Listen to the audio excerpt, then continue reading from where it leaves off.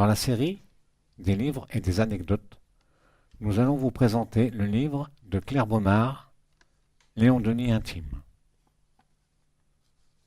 Nous sommes en France en 1929.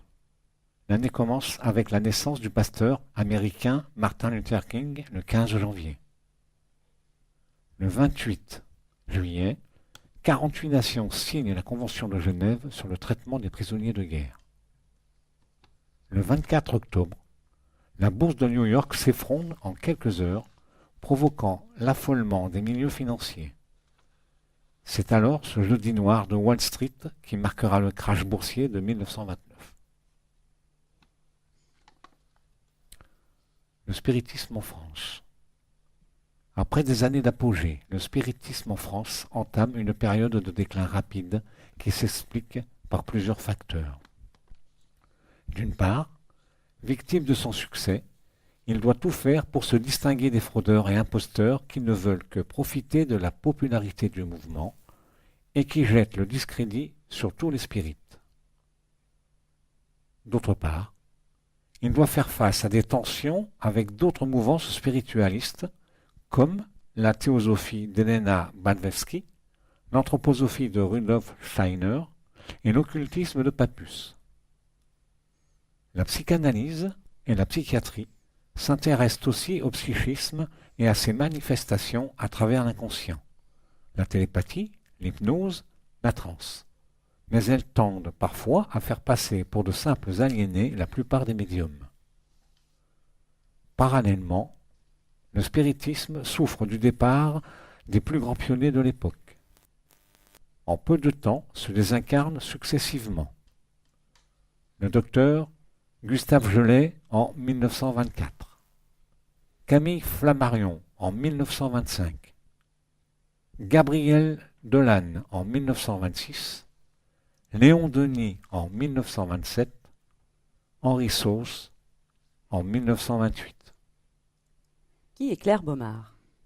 Claire Baumard et sa sœur jumelle Gabrielle sont nées en 1872 à Saint-Cyr-sur-Loire.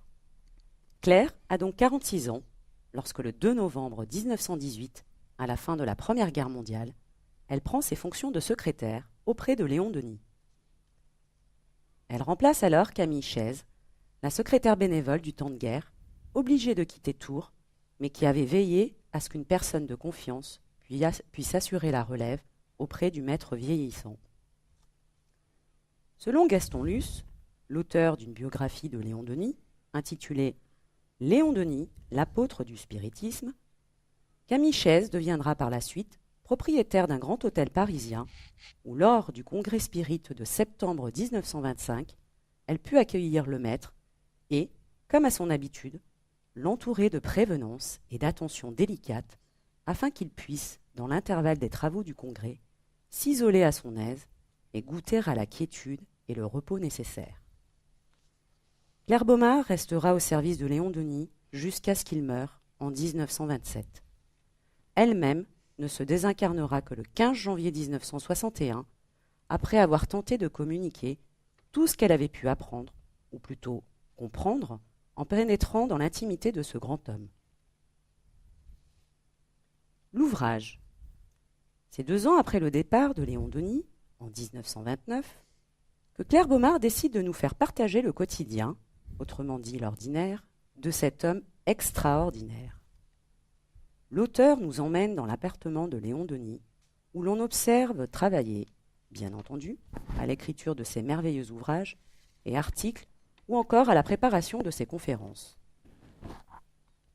On le voit recevoir des visites ou répondre à ses nombreux courriers, gérer les séances spirites qui avaient lieu chez lui, mais aussi plaisanter, se détendre, parler de son enfance, de l'actualité du moment ou de ses lectures favorites. On découvre une force tranquille qui ne se contente pas de professer, mais met réellement en pratique les qualités de dévouement, d'abnégation, de charité, de persévérance, de sérieux et d'humilité.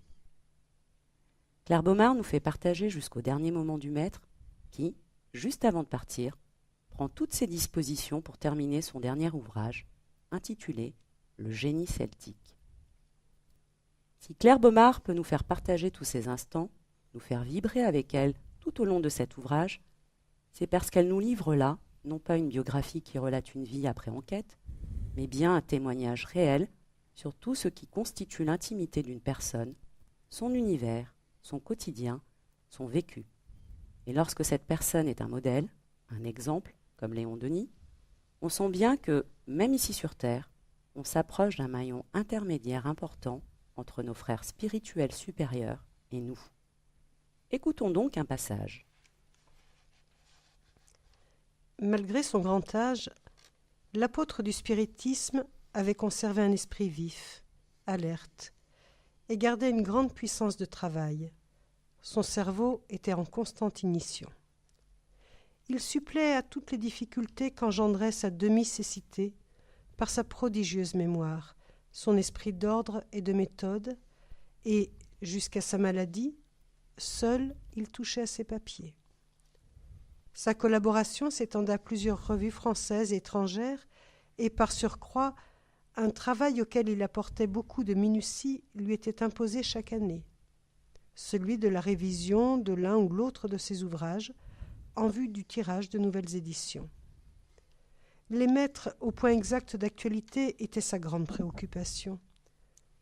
La plupart du temps, l'écrivain dictait ses textes, mais parfois une lettre importante ou un article qui exigeait plus de soin que les autres l'obligeait à fixer immédiatement sa pensée. Il se servait d'un crayon et de la grille de métal qui permet aux aveugles de ne pas faire chevaucher les lignes les unes sur les autres. Parfois, le maître recevait une lettre en écriture braille. C'était alors une joie pour lui de me taquiner en disant « Ah, celle-là, vous ne la connaîtrez pas. » Mais la correspondante en braille n'avait pas une réponse par le même procédé. Le maître le trouvait trop long et ne recourait au poinçon que pour ses comptes. Il préférait de beaucoup sa grille, à l'aide de laquelle il écrivait rapidement. Mais que de déboires ne lui occasionnait-elle pas?